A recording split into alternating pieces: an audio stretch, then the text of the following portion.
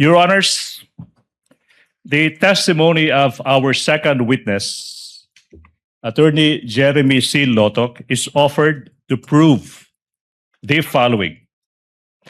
Number one, Jeremy Lotok is a lawyer by profession, and he was the chief of the Cybercrime Division of the National Bureau of Investigation, or NBI, in 2024. Pangalawa, kasama siya sa NBI team na nagsagawa ng investigasyon sa mga pagbabanta ng Vice Presidente na ginawa sa isang online media briefing noong Nobyembre 23, taong 2024, kung saan diniklara ng Vice Presidente na siya ay kumontrata na ng isang tao para patayin ang Pangulo ng Republika ng Pilipinas, ang unang ginang at ang dating Speaker ng House of Representatives. Pangatlo, napag-alaman ng NBI na ang mga pagbabanta ng Vice Presidente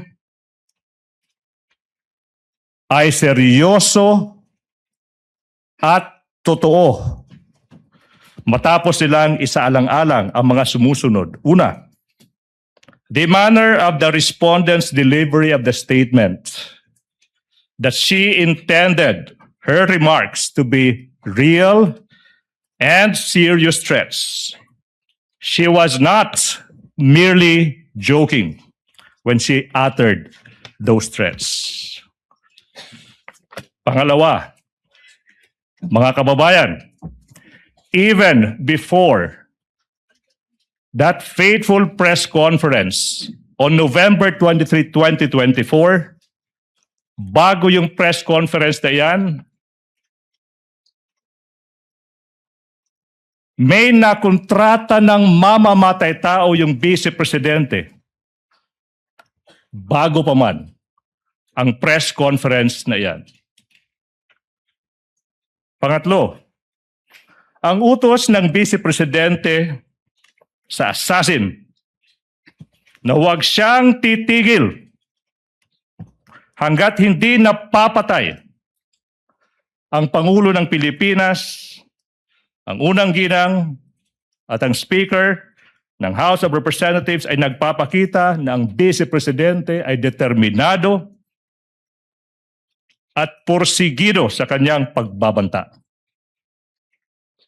Number 4, the result of the investigation and after determining that the respondent's threats are serious and real, led the NBI to file complaints for 3 counts of grave threats and 1 count of inciting to sedition.